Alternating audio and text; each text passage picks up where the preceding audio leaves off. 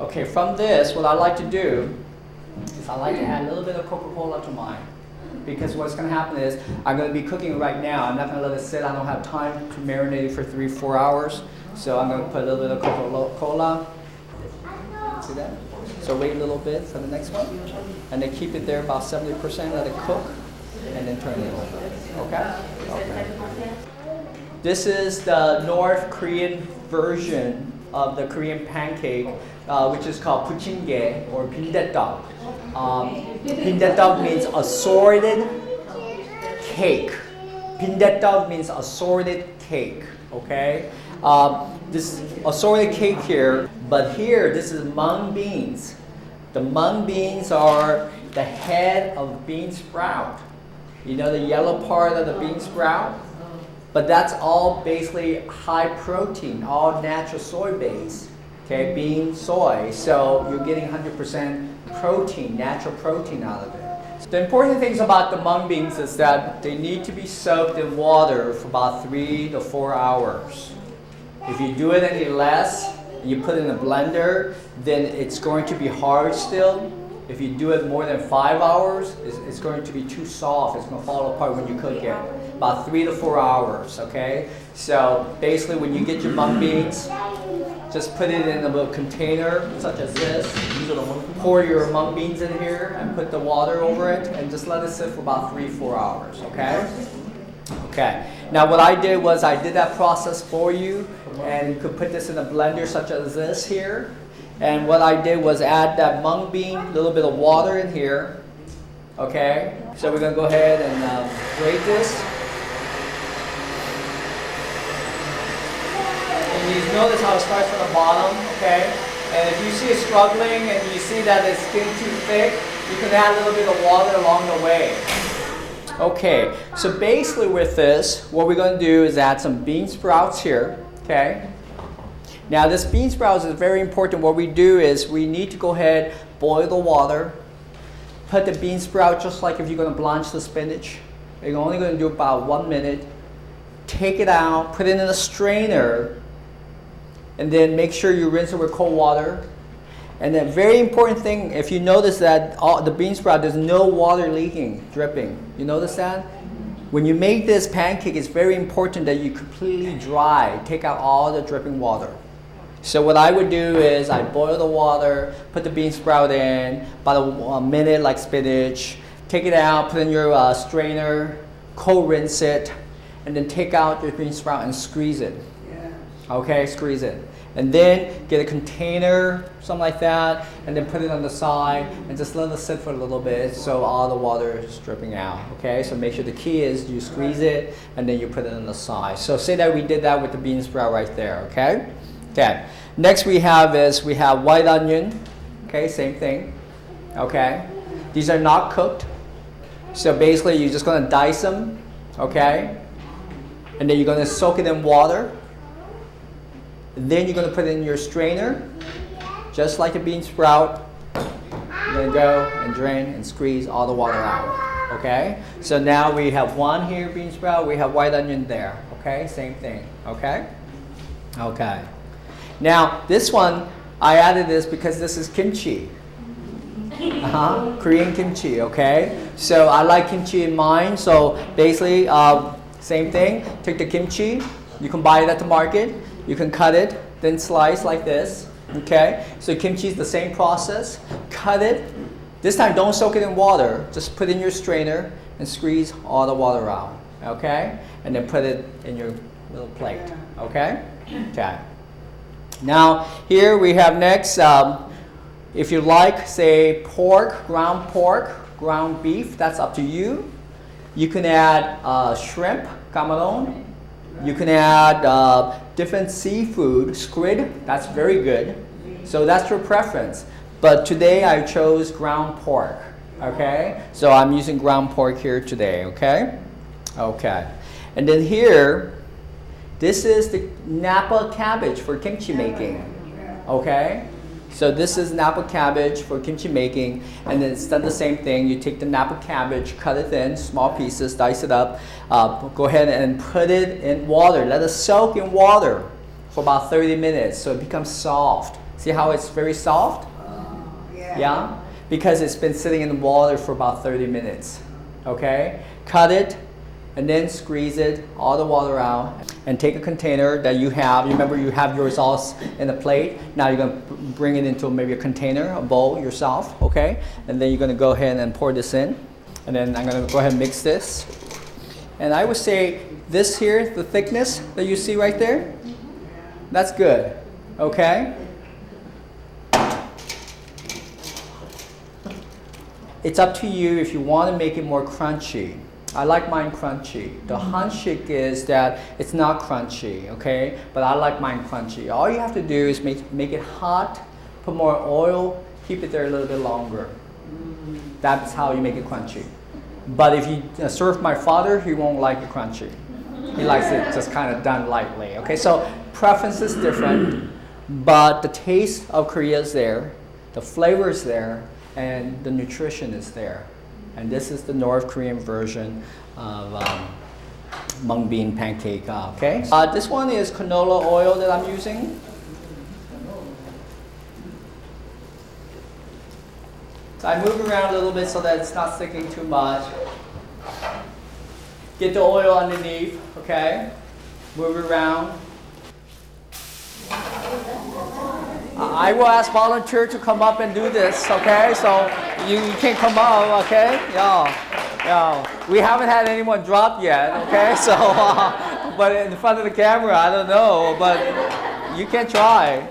The key is, you know, in any cooking, meat or pancake, whatever, we don't touch the bottom too much. We let it cook up and then slightly make sure it's just not sticking. But we don't move it around because it's going to make it fall apart. So we just kind of cook it well underneath. And then when you turn it over, you only have to do it 20-30% of the portion of the cooking, and then pretty much you're finished, okay? Now, it's very different. Like here, my father likes it at that level. Most of the Korean first generation like it. I'm considered more the second generation, so I like mine crunchy. So, you know, I like a lot of oil in mine, okay? So, yeah. But my father says this is not Korean. But once again, we're doing hanshik, we're doing fusion. It is up to you and your preference. But you have the nutrition, you have the flavor of Korea. Yeah. So yeah, we had a contest once when we did a Korean demo. We had this humongous pan. And we had a contest turning it over, okay?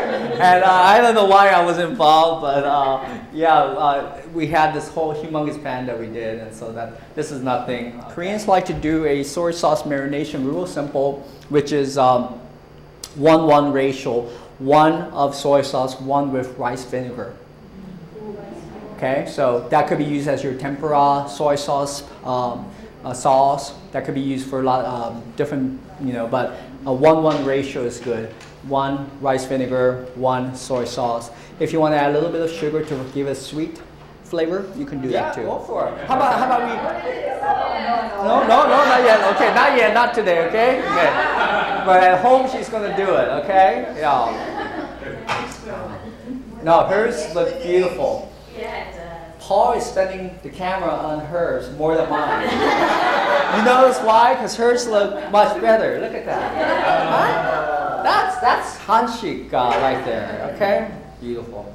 And you have to make sure you take a slice for yourself first and let them know how it tastes. Okay, and then you know you can share with them if you want. Okay, that's up to you. That's up to you. Okay, and then there's okay. Thank you. You're welcome. No, but I really push for this recipe because it's not only a secret, it's a very unique recipe. It is the hanshik recipe, and today this recipe is forgotten. Okay. Now, after I teach you the hanshik style, you can do soba noodles, wheat noodles. You can do different noodles. That's up to you. But Koreans hanshik, we use the potato starch noodles. Okay. So basically, you buy the bag, you boil the water, just like spaghetti. And you take a portion of the potato starch noodles inside your pot. And I would say it takes about 10 to 15 minutes. Okay? Any less is still too hard, any too much is too soft. About 10 to 15 minutes, okay? So it's very important that after you take out the noodles from the boiling water, put them in the strainer. You're chilling it with the cold water, making sure all the water is out, dry. And then you transfer that into a bowl. And then make sure you put some sesame oil in, mix it up, just like when you're doing with pasta. Okay? This way, it keeps the noodles all separate instead of coming together. Okay? We have green onions. You notice how they're cut, 2-inch long about, the longevity, okay? So the length of it. We have spinach. Okay? Blanch the spinach for about a minute. Okay? Make sure you squeeze it. The only tricky part is that carrots must be cooked separately. All the vegetables, they need to be cooked separately. I would go ahead and do it with oil.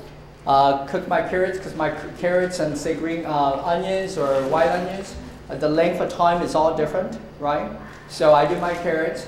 I put in, it's very important at this stage, put in sesame oil a little bit.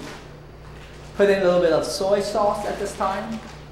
And then put in a little bit of sugar. So 3 things for each vegetable, that's what you're going to do. Okay? So sesame oil, soy sauce, a little bit of sugar. Okay? And then after you cook it, what you're going to do, you remember now you have a big bowl or container where you have your noodles in there. You're just going to take your carrots and pour over it. Okay? Now you go to the next one. You do the same thing with spinach. You're going to go ahead and put soy sauce or sesame oil, soy sauce, sugar. Cook it lightly and put it over in the container. So each vegetable is going to be done with that process. Okay? Now this one here, also over here, it's been sitting, but it's barbecue meat. That also goes in, if you notice in your japchae, barbecue meat was there. Okay? So these are the vegetables that go in. You got the barbecue meat. You have it in a container now. And now with the final touch, you're going to go ahead and do soy sauce again, sesame oil, and then sugar. Mix it all up, and then taste it. There's no ratio at this time. You have to go with the taste, okay? So some prefer sweet, some prefer more soy sauce. That's up to you, okay? Now after you finish everything, you sesame seed it, and you've been asking about this here, the egg, okay? So basically the egg, you mix it, the white and yellow separately, okay? Whip it. Now when you do it though, you don't want to create bubbles in the egg.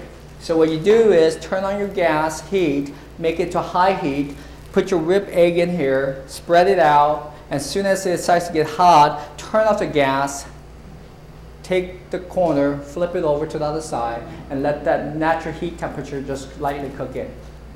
And then once you finish, you have a round whipped egg that's like that, fold it in half, and then thin slice cut. And then use it as your garnishment, okay? And that garnishment can be used for japchae, it could be used for noodles, it could be used for different dishes, okay? But that's how we do it, is that if you see it, we just go ahead and separate the egg and the yolk and the white, and then whip it, turn on the gas, let it heat up, put the whipped egg over it, make sure it's all around, turn off the gas, and then flip it over to the other side. And then once you take it out on the cutting board, flip it halfway, and then cut it in slice. And then you can put seaweed strips over it too. You can put eggs, but you use that for garnishment. Okay. This is not difficult, but it's time consuming. And since now you have all the vegetables that you prepare, why not take steamed rice, put it there, and put your vegetables on side, carrots, green onions, white onions, barbecue, so on. Sunny side egg, put it on top. And there's gochujang, which is the chili paste, hot chili paste. Take a little bit of that, add a ratio of 1 rice vinegar and a little bit of sugar and sesame oil, and make a chili paste sauce. Okay, real simple. Chili paste is sold in Korean market in that little container, right? You take a portion of the sesame oil, sugar, rice vinegar. Here we go. Okay. So you put a little bit of sesame oil, a little bit of sugar, a little bit of the rice vinegar, mix it up, and that's your hot chili paste for your bibimbap. And that chili paste can be used for your fish too, say, which is called hedopap in Korean, means assorted fish rice bowl. So try that, but that paste is very good. We would like to thank all the chefs that's here, thank you. And cameraman Paul in the back, okay?